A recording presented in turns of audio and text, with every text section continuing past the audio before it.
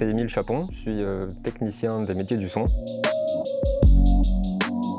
C'est souvent de traiter des signaux audio qui viennent de micros ou d'instruments ou de machines diverses. Mixer les pistes entre elles, gérer les enregistrements, éditer, il y a plein de facettes.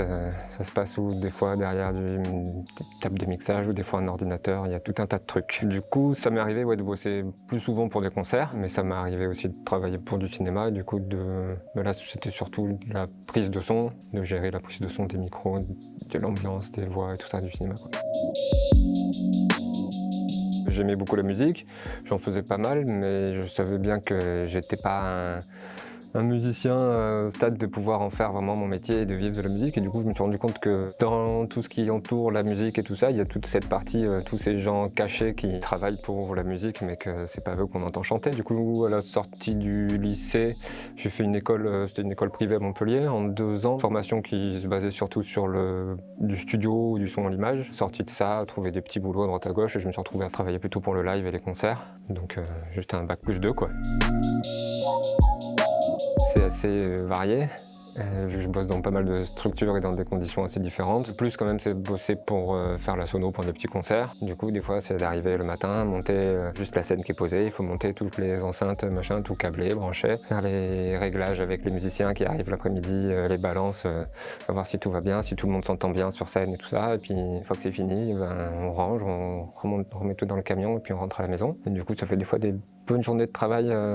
À commencer à 8h du matin et à finir à 3h du matin, mais ça va.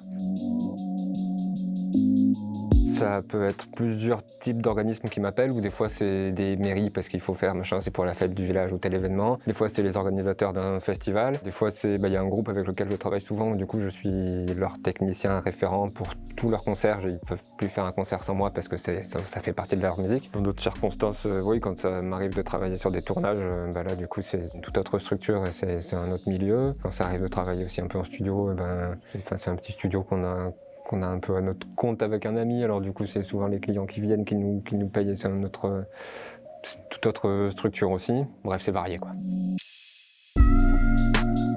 Les plus, je dirais que après c'est comme beaucoup de métiers dans ces catégories-là, c'est que c'est des métiers où il faut être passionné, on fait ça parce qu'on aime ça. Du coup, quand ça se passe bien, on est content de voir que le public est content parce que tout va bien, parce qu'on a travaillé pour eux, au final, pour que le public soit content. Et quand le public est content, on est content. On apprend tous les jours, on travaille avec des gens différents très souvent, on rencontre plein de choses. Ouais, c'est très souvent passionnant et tout ça. Les moins, peut-être aussi, il y a des horaires aussi compliqués à gérer. Si on va avoir une vie de famille à côté, des fois, c'est handicapant parce qu'on n'est pas aux horaires de bureau comme tout le monde. Mais ça, c'est pas forcément un moins parce que c'est agréable aussi. Et puis oui, des fois un peu fatigant, comme je dis, on peut faire des grosses journées, mais souvent on a pris un peu le temps pour se reposer après.